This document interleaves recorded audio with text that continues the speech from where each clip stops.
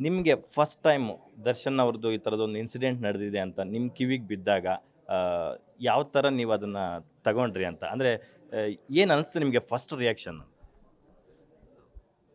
ದರ್ಶನ್ ಇಷ್ಟಪಡೋರಿಗೆಲ್ಲರಿಗೂ ಏನು ಅನ್ಸುತ್ತೆ ಅದೇ ಥರ ಸರ್. ನಮಗೂ ಶಾಕ್ ಆಯಿತು, ನಂಬಕ್ಕಾಗದೇ ಇರೋ ಅಂಥ ವಿಚಾರ ಅಂತ ಅನಿಸ್ತು.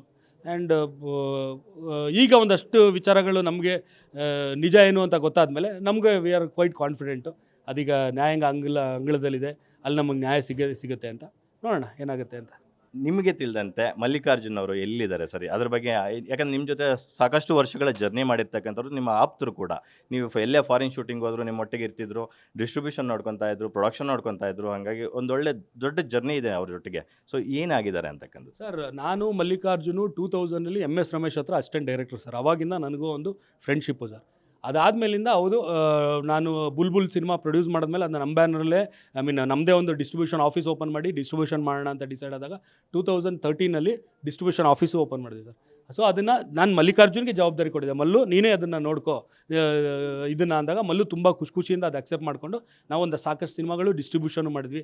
ಸೊ ಅದ್ರಲ್ಲಿ ಬರೋ ಪ್ರಾಫಿಟಲ್ಲಿ ಅವನು 80% ತೊಗೊಳೋನು, ನನಗೆ 20% ಕೊಡೋನು. ಸೊ ಓಕೆ, ಯಾಕಂದರೆ ಅವ್ನಿಗೊಂದು ಸಪೋರ್ಟಿವ್ ಆಗಿರಲಿ, ನಂದು ಒಂದು ಡಿಸ್ಟ್ರಿಬ್ಯೂಷನ್ ಬ್ಯಾನರ್ ಇರಲಿ ಅಂತ ಹೇಳ್ಬಿಟ್ಟು ಅದನ್ನ ಸ್ಟಾರ್ಟ್ ಮಾಡಿದ್ದು. ಸೊ ಅವೆಲ್ಲ ಆಯಿತು. ಅದಾದಮೇಲೆ ಅವ್ನು ಏನೇನು ವ್ಯವಹಾರಗಳು ಮಾಡಿದ್ನೋ, ಏನೇನು ಕಮಿಟ್ಮೆಂಟ್ಗಳಾಯಿತು, ಒಂದಷ್ಟು ಕಮಿಟ್ಮೆಂಟ್ಗಳಿಗೆ ನಾನು ತಲೆ ಕೊಟ್ಟಿದ್ದೀನಿ, ಒಂದಷ್ಟು ಕಮಿಟ್ಮೆಂಟ್ಗಳಿಗೆ ದರ್ಶನು ತಲೆ ಕೊಟ್ಟಿದ್ದಾನೆ. ಯಾಕಂದ್ರೆ ವೀಕೆಂಡ್ ವಿತ್ ರಮೇಶಲ್ಲಿ ಅದನ್ನ ಮಲ್ಲೂನೇ ಹೇಳಿದ್ದಾನೆ. ಸೊ ಎಲ್ಲ ಆಗಿತ್ತು.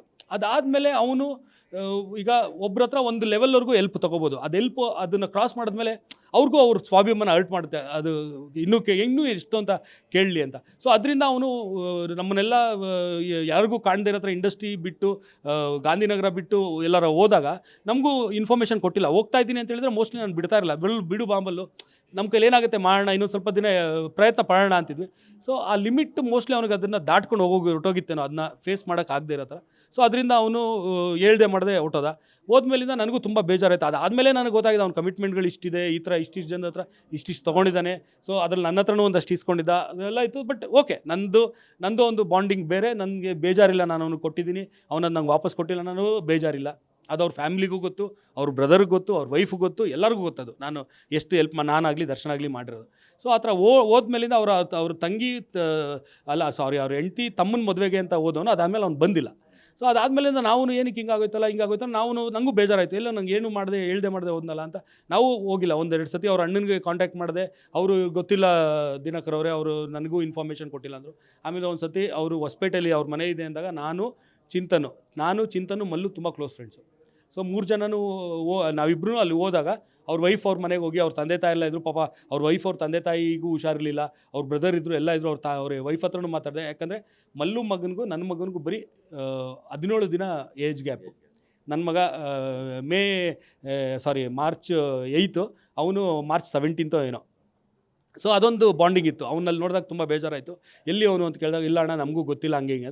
ಸರಿ ಆಯಿತು, ಗೊತ್ತಿಲ್ಲ ಅಂದರೆ ಇನ್ನೇನು ಮಾಡೋದು? ಅಲ್ಲ ಮಾಮ, ನೀವು ಪೊಲೀಸ್ ಕಂಪ್ಲೇಂಟು ಕೊಟ್ಟಿಲ್ಲ, ಬನ್ನಿ ಪೊಲೀಸ್ ಕಂಪ್ಲೇಂಟ್. ಪಾಪ ಬಂದರು ಜೊತೆಲಿ, ಪೊಲೀಸ್ ಕಂಪ್ಲೇಂಟ್ ಕೊಡೋಕ್ಕೂ ಬಂದರು. ಆಮೇಲೆ ನನಗೂ ಯಾಕೋ ಅವ್ರಿಗೆ ಇಷ್ಟ ಇಲ್ದಿದ್ದ ಕೆಲಸ ಏನೋ ಮಾಡಿಸ್ತಾ ಇದ್ದೀನಿ ಅಂತ ಅನಿಸ್ತು. ಸರಿ ಬಿಡು, ಈಗ ಅಕಸ್ಮಾತ್ ಅವ್ರಿಗೆ ಗೊತ್ತಿದ್ದು ಮಲ್ಲುನ ಕಂಪ್ಲೇಂಟ್ ಕೊಟ್ಟರೆ ಅವರೇ ಸಿಗಾಕೋತಾರೇನೋ ಅಂತ ಅವರು ಅವಾಯ್ಡ್ ಮಾಡ್ತಿದ್ರು. ಸರಿ ಬೇಡ ಬಿಡಿ ಅಂತ ಸುಮ್ಮನಾದ್ವಿ. ಅದಾದಮೇಲೆ ನೀವು ಈ ಕ್ವಶನ್ ರೈಸ್ ಮಾಡಾದ್ಮೇಲೆ ಅವ್ರ ಫ್ಯಾಮಿಲಿಯವರೇ ಕ್ಲಾರಿಫೈ ಮಾಡೋದು, ಅವನು ಗೋವಾಲಿದ್ದಾನೆ, ಬೆಳ್ಳುಳ್ಳಿ ಈರುಳ್ಳಿ ಬಿಸ್ನೆಸ್ ಮಾಡ್ತಾನೆ ಅಂತ ನಿಮ್ಮ ಥ್ರೂನೇ ಗೊತ್ತಾಗಿದೆ ಸರ್. ಗ್ಯಾರಂಟಿ ನ್ಯೂಸ್, ಸುದ್ದಿ ಖಚಿತ, ನ್ಯಾಯ ನಿಶ್ಚಿತ.